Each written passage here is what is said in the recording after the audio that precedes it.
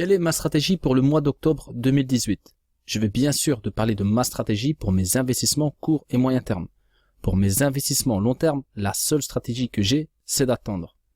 Qu'on pète le triangle vers le haut ou vers le bas, ça m'est complètement égal concernant mes investissements long terme. Que j'attende 6 mois, 1 an ou plus, je suis préparé pour cela. Car tous mes investissements ont des objectifs sur la durée et sur le prix. Je suis parfaitement conscient que je ne vais pas devenir millionnaire en un mois. Avant d'aller dans le vif du sujet, je vais continuer sur mon introduction et en fin de vidéo, je vous partagerai une micro-analyse avec une unité de temps très courte. Donc, pour gagner de l'argent sur le marché, il faut trader dans la tendance. Si vous êtes dans une tendance haussière, soyez acheteur. Si vous êtes dans une tendance baissière, soyez vendeur. À savoir que prévoir un retournement de tendance, c'est jackpot aussi. Trader à contre-tendance, c'est très risqué, mais si vous êtes là au bon moment, ça va payer. Donc, encore une fois, actuellement, on est toujours en tendance baissière. Comme vous l'avez remarqué, donc suite à mes vidéos précédentes, je vise un retournement de tendance pour plusieurs raisons. Et je ne suis pas le seul à voir les choses comme cela. Je m'assume complètement et je ne vous dirai pas le contraire demain. Je m'adapterai à la situation et c'est un peu le but de cette vidéo. Vous avez des scénarios pertinents qui démontrent qu'un Bitcoin peut aller chercher les 5100 $ et vous avez aussi des scénarios pertinents qui vous disent que le Bitcoin va retourner dans une tendance haussière. Au final, je vais vous dire franchement, personne n'a la moindre certitude de ce qui va se passer réellement. Donc il faut être honnête. Il faut choisir son camp et se préparer au pire si l'inverse se produit. Donc qu'est-ce que je vais faire si maintenant on ne repart pas dans une tendance haussière dans les prochaines semaines, prochains mois, peu importe qu'on continue à ranger, etc. Qu'est-ce que je vais faire tout simplement si on pète le gros support des 5700 $? Alors une fois, comme vous le savez, j'espère un retournement de tendance. Mais qu'en est-il si les vendeurs gagnent le combat et pètent notre gros support encore une fois? Donc comment vais-je réagir? Si le marché continue de baisser, est-ce que c'est la catastrophe? C'est là qu'il faut des stratégies en place et se préparer à toute éventualité. Si je viens à me tromper et que le support majeur vient péter, qu'on va vraiment vers le bas, toutes les cryptos que j'héberge sur des plateformes, c'est-à-dire le court et moyen terme, mes opérations, donc elles ne vont pas perdre autant de valeur que vous le pensez. Donc croyez-moi, quand je suis dans une tendance haussière, généralement je suis en euros, après chacun fait ce qu'il veut, euros, dollars, comme vous voulez. Là actuellement je trade sur du Bitcoin essentiellement.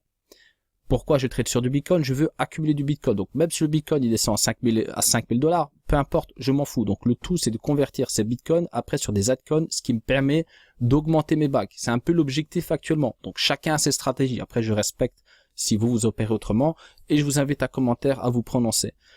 Donc plusieurs stops vont péter sur plusieurs paliers. Donc si vraiment on repart pas sur une tendance haussière, si on vient casser le triangle vers le bas, le petit ici, ensuite le gros, parce que là voilà on a une petite oblique sur une petite tendance haussière, on va dire court terme, mais après voilà le gros triangle il se retrouve plus loin. Donc si c'est le cas qu'on vient péter ce triangle et ensuite l'autre, qu'est-ce que je vais faire? À chaque fois qu'un stop va péter, donc je parle d'altcoin parce que je trade essentiellement donc pour des altcoins, donc je suis pas en Bitcoin dollar, je suis plutôt en Bitcoin altcoin, donc je le rappelle. Donc à chaque fois que ça va péter, je vais déjà anticiper des prises d'achat beaucoup plus bas. Et au final, quand le marché va retourner enfin dans une tendance haussière, le petit détour du Bitcoin qui est passé sous le gros support restera un bon souvenir, car j'aurai l'occasion une fois de plus d'augmenter mes bagues pour revendre mes cryptos à des niveaux très intéressants plus tard. Et je pense que tous ceux qui visent la baisse actuellement, c'est exactement ça qu'ils veulent. Donc moi, perso, si on fait un détour par là, c'est pas ce que j'aurais aimé. Donc moi, je vois les choses autrement. Mais si on passe par là, ça peut rester positif aussi. Si bien sûr, vous avez bien placé vos stop loss et que vous commencez à acheter au bon moment. Et ça, c'est plus délicat. Donc sur le terrain, la pratique est bien sûr plus délicate que la théorie. Alors, maintenant, si on repart directement dans une tendance haussière, c'est jackpot directement. Car tous les stops qui ont pété depuis le mois de janvier, je vous rappelle, ça date pas d'hier que le marché est baissier. Donc ça fait quand même quelques mois. Certains vont dire oui, mais 2014, ça fait des années, il faut encore attendre autant. Moi, je m'en fous. 2014, c'était hier. Moi, je pense à aujourd'hui et à demain. Et rien ne nous dit que ça va être exactement la même chose. Donc tout ce qui s'est passé depuis le mois de janvier, ça m'a permis quoi? Pas de gagner forcément des dollars. Oui, éventuellement, j'ai eu quelques belles opérations, avril, mai. Pour la plupart des traders, je pense que ça a été la même chose. Après, ça s'est fort calmé, surtout en juin. Là, c'était vraiment la catastrophe. Donc tout ça, ça m'a permis de me positionner toujours de plus en plus bas. Et comme je ne suis pas trop gourmand, pour moi, ce n'est pas vital d'aller chercher encore plus bas, c'est-à-dire plus bas que les 5700 $. Donc, je tiens aussi à préciser une autre chose. Ne vous dites pas que si on casse le triangle vers le haut, on va retourner dans une tendance haussière directement. Donc, je vous explique tout ça après mes premiers. Je vais vous donc donner un visuel sur mes stops et mes prises d'achat. Alors, comment je vais réagir? Donc, bien sûr, là, c'est à la louche. Hein. Je vais pas vous donner au cents près où j'ai mis mes stops. Hein. D'ailleurs, les plupart, ils sont en altcoin. Là, on est en Bitcoin. Donc, moi, je traite pas le Bitcoin qu'on est au dollar actuellement. Donc, c'est vraiment pour donner un visuel à rapport au Bitcoin, donc où ça va péter. Forcément, les altcoins vont suivre. Donc, on est vraiment... je suis pas précis là, mais le tout, c'est que vous comprenez comment je vais réagir à rapport donc au Bitcoin qui influence le reste. Donc, là, on est toujours sur une petite droite de tendance, on va dire haussière, on est vraiment sur du court terme, vous voyez, donc c'est très léger.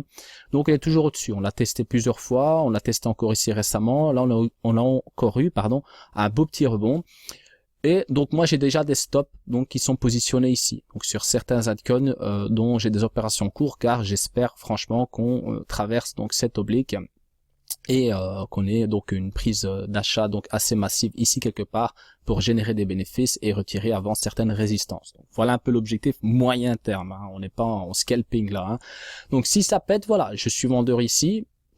Si on teste donc le triangle vers le bas, je vais donc avoir une prise d'achat ici. Donc rien ne me dit qu'on va pas péter encore à la baisse, mais en tout cas, je vais prendre le risque. Si je dois perdre 5%, je les perds. Tant pis. En tout cas, je prendrai pas le risque de pas me positionner ici quelque part et de ne pas profiter d'un rebond assez significatif. Donc je prends le risque, je suis prêt à perdre 5%, un petit peu plus.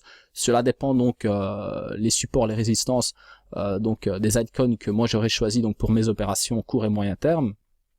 Après ensuite, bon là je suis en 4 heures, hein, en théorie je devrais être à la journée, mais le tout c'est que vous voyez un petit peu donc comment ça fonctionne, donc comment moi je vais fonctionner. Ici donc ça c'est le fameux support des 5700, 5800 $, donc peu importe en quelle unité de temps vous l'avez tracé, mais on est plus ou moins donc par là. Ça c'est vraiment le gros support donc qui date, je vais peut-être me mettre à la journée, on verra ça. Voilà, ça c'est un support, voilà, très très vieux support donc qui date de novembre 2017, qui a été testé plusieurs fois, qui est pour moi important. Actuellement c'est le support le plus important. Et donc si on vient, là je prends aussi une prise d'achat. Je prends le risque également encore une fois. Donc là je me dis, à mon avis, là je vais y aller franco. Parce que j'ai toujours une partie qui reste en fiat, mais là je vais y aller un peu plus franchement, car je vais me dire, à mon avis on va rebondir. Même si on pète après, on va quand même rebondir dans un premier temps. Enfin, en tout cas, c'est ce que je pense. Après, encore une fois, c'est le marché qui va décider. Et si on pète ce support, il y aura un stop loss, mais pas forcément, comme vous voyez ici, à 5700, etc. Voilà, en fonction des altcoins que j'ai choisis. Donc, il y aura un stop loss ici quelque part qui fait que je vais être vendeur. Donc, ensuite, si j'achète ici, qu'on repart enfin, c'est bingo. Donc, même peu importe, hein, si je fais, je sais pas moi, si on arrive donc à retester l'oblique ici ou qu'on aille un peu plus haut.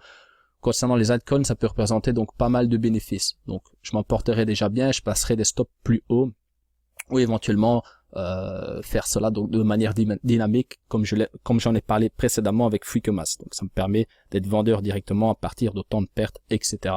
J'y reviendrai donc sur Freakomas si nécessaire. Donc ensuite, si maintenant on vient péter le gros support donc des 5700 $, je vais dire. Je me suis mis à la semaine pour que vous le voyez mieux, donc je parle là du support des 3000 $. Donc si on vient péter le support des 5700 $, on pourrait éventuellement aller tester cet oblique que vous voyez ici. Donc cet oblique, donc on a commencé avec le premier point donc au mois de février, une deuxième fois, une troisième fois, voilà, on pourrait très bien la toucher une quatrième fois si on vient péter le gros support. Et à ce moment-là, là aussi je testerai un achat. Donc je suis prêt à perdre encore de l'argent à ce moment-là, donc je m'en fous, je vais être premier dans le train, donc je teste, encore une fois, j'y crois. Donc j'achète ici, donc je vends donc beaucoup plus haut, j'achète ici aux alentours, allez on va dire de 5100 $, 5200, donc peu importe.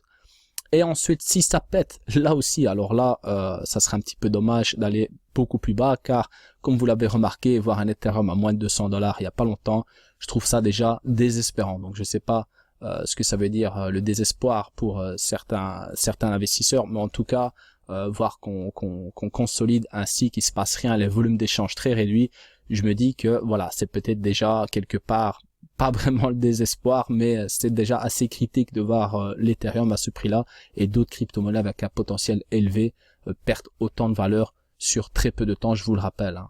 À rapport à la bourse, c'est vraiment phénoménal ce que le marché peut être volatile ici sur donc concernant les crypto-monnaies. Donc je peux très bien vendre ici quelque part hein, et acheter alors là sur le support des 3000 $. Mais honnêtement, là je pense que la plupart des analystes ont oublié hein, ce support. Hein. Au début, on en parlait vraiment beaucoup du support des 3000 $. Là, je pense que la plupart se concentrent vraiment sur cette oblique. Donc moi perso, si on va en toucher là, je pense qu'on peut aller encore plus bas. Hein. Donc il y a de grandes chances. Donc pour moi, on va rester ici au-dessus des 5700 $ encore une fois.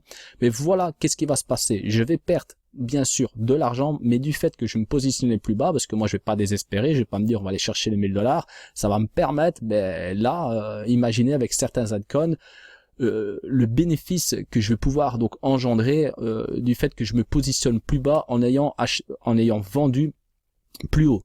Donc c'est une opportunité que beaucoup de traders, d'analystes ont envie d'avoir. Justement, c'est pour ça que vous avez des scénarios vraiment très vendeurs, car ils veulent justement augmenter leur bague et c'est une opportunité pour eux. Ils veulent pas que le marché se crache. Il faut pas l'interpréter comme ça. Ils veulent justement avoir l'opportunité de se positionner encore plus bas pour justement holder certains altcoins et attendre des années justement et attendre bien sûr cette fameuse tendance haussière qui j'espère va arriver au plus vite. Donc voilà un petit peu comment moi je vais réagir. Encore une fois, c'est à la louche ici, j'ai pas été précis, c'est juste pour vous donner un visuel, vous montrer un petit peu comment je vais fonctionner si le scénario donc vient à se produire dans le sens contraire de ce que moi j'aurais donc imaginé avec mes analyses, etc.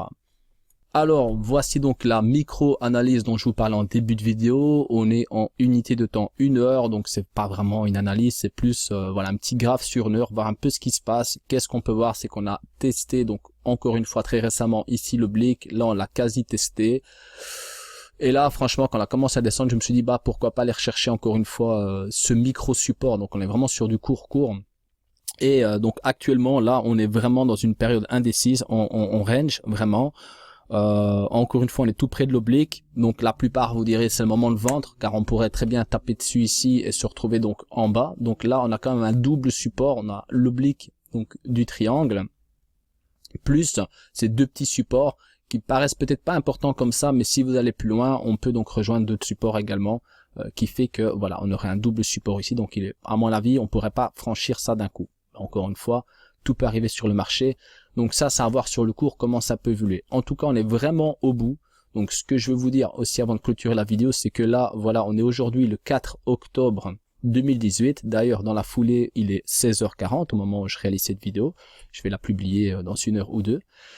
On est vraiment au bout. Donc c'est pas au mois de novembre qu'on va savoir quoi. Regardez déjà ici le bout du triangle, on est le 23 octobre. Donc à savoir qu'on va pas aller jusqu'ici, hein. Croyez-moi, hein, que ça pète en bas ou en haut, ça va vraiment, là par exemple ici je suis donc le 8-9 octobre, donc c'est vraiment dans quelques jours, c'est ici que ça va péter au max quoi, on va pas péter ici, il faut pas exagérer, c'est du jamais vu, et si ça arrive, ben c'est vraiment, c'est vraiment du jamais vu en tout cas pour ma part. Moi j'ai pété un triangle vraiment tout au bout, ça doit être très très rare, donc je pense qu'on va le péter ici quelque part. À mon avis on peut-être encore aller peut-être tester une fois encore le petit support ici, et puis le casser vers le haut, vers le bas. À voir en tout cas, donc préparez-vous, placez bien vos stop loss. Aussi, autre chose, avant de terminer la vidéo, ne vous dites pas que si on casse le triangle vers le haut, ça y est, c'est parti, on jette nos feuilles en l'air et on retourne dans une tendance haussière directement. Certes, on aura un signal d'achat important, mais ce n'est pas pour autant qu'on va repartir directement dans une tendance haussière. Pour retourner dans une tendance haussière, il faudra pour ma part au minimum péter la résistance des 9900 $. Il faudra aussi un volume d'échange colossal avec de grosses bougies vertes à la semaine.